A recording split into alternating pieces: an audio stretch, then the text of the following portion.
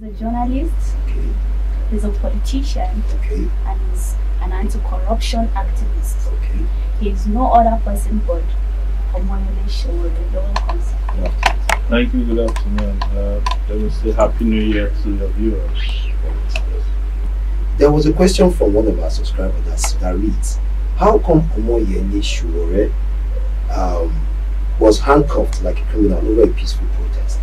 And a Kabiru Sokoto that masterminded the murder lab bomb blast was escorted free without handcuff. Before we do this, we'd love the viewers to see a video to show what we're just talking about, then you response.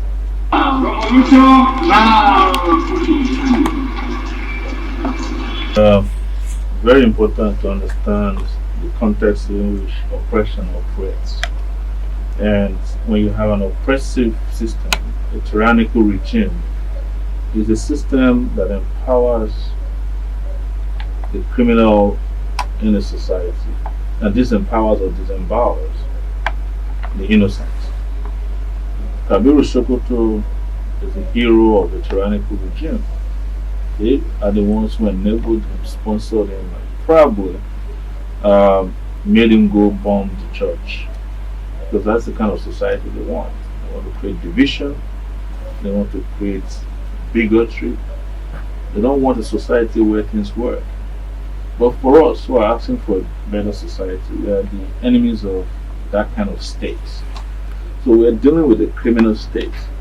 We are not surprised. Personally, I have been through this for over 30 years of different kinds of persecution. When I was in the university, I was fighting against, at a point, secret gangs, secret courts, I should call them. The university chose to expel me alongside the secret court members were fighting. When we fought back, they readmitted us with the secret courts. Yes. So many of the secret court guys that were fighting against got better jobs than we did. They graduated before me, or so many of them got the NYC assignments before me.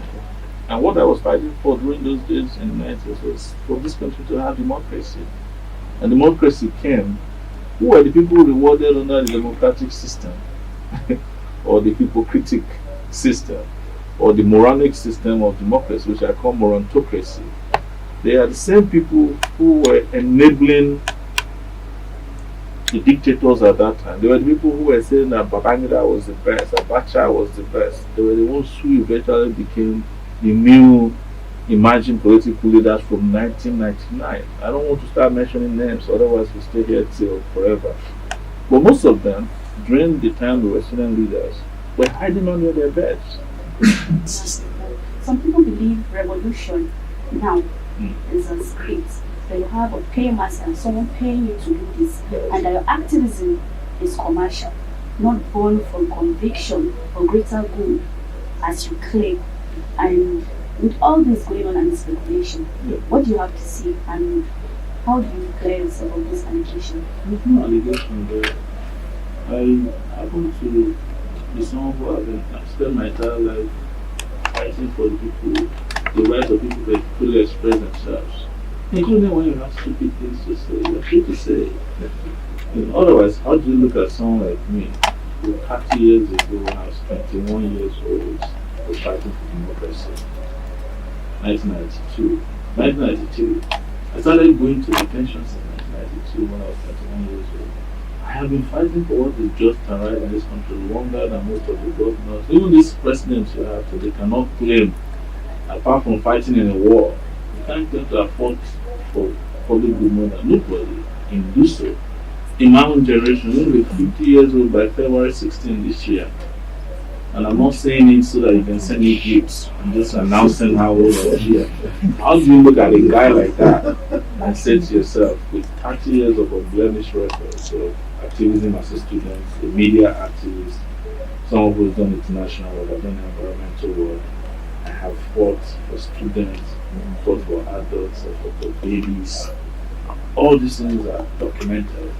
And you look at me and call me a commercial activist. I'm probably one of the poorest people on earth who does what I do. I'm a poor guy who fights rich people. instead of joining them to make money. If I wanted to do what most commercial activists do, I would have bought an island of my own and be living there all by myself. Electricity, private jets, helicopter pad, yacht to go with it. And people who are saying that know that, but there's a value with the internet and saying egregious things. They always just come up and say the most. If you go to a comment section, if someone says something terrible, the next person wants to say something more terrible. It's the nature of the commentary system. You don't have to provide evidence. But that's not bad in itself. It's good that we can have this kind of comment. That's what I'm saying. Like, people can say that about me. I should be able to say that about the president and not go to prison. I don't understand the charges. That we went out to New Year's Eve and to do a crossover protest. The same way the churches are doing crossover nights. We just opted to do protest because we're not satisfied with the situation of the country. And policemen started picking up people, beating them. But I went to the commander and said, why are you doing this? And he's like, oh, this is Sowore. He had put them in broke my nose. Blood was pouring out and pepper sprayed about all of us, and 5 of us, until we couldn't breathe anymore and drove us to Sowore State Corporate SARS. We are one of the most notorious police facilities in Nigeria. So, how does that translate to inside? See, even if that were to be the case, I would just ask you to be able to have contentment in what Martin Luther King said in one of his quotations. I don't know, I can't frame it exactly, but he said, if it's necessary to break the law, an unjust law, so that there can be always consciousness, you should do it. If there is an unjust law that's called illegal assembly, simply because I want to fight the government that is insensitive, I would be happy to do it. If there's an unjust law that restricts my rights to fully express myself and my discontent with my government, I'll be glad to break it. But these are not, they can't defend it. That's the reason why they kept moving us from police station to prison. It's not just today. 30 years. I started precisely in 1989 when I was admitted to the University of Lagos and left Nigeria in 1999, 10 years later. Stayed in the US for 20 years. Came back in 2019 to run for office as President of the Federal Republic of Nigeria. I still met the problem even worse than I left it. I don't mask my feelings about politics. Maybe it's based out of experience, it's based out of exposure, and some measure of intellectual understanding of how people should operate. What am I saying? You cannot build trust by way of propaganda, which is what government has become in Nigeria. They will build 150 kilometers of trains in a country that should have the fastest running trains in the world because of the amount of money we've made from even the sale of oil. And it will take us 6 months to celebrate it, even if it's going at 13 kilometers per hour. You understand? That is not the kind of country we should have in 2020. When the Dubai that all these criminal elements go to today was built with the same oil money that we make from the same oil market in the last maybe 30 years, if you want to be generous.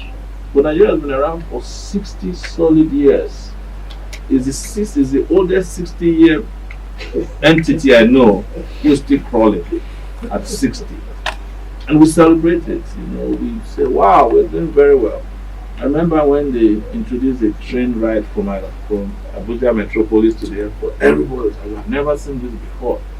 I don't know if that train is still working. I don't know anybody who has taken it in the last 1 year at least that I know of. Because that is not the kind of system we should be operating. Now, coming to your question about the people and trust in government.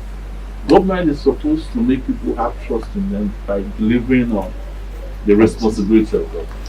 People cannot just trust government because government is walking around with handcuffs and AK-47 and then TV propaganda or radio or social media trolls. That don't bring about trust. Trust comes naturally.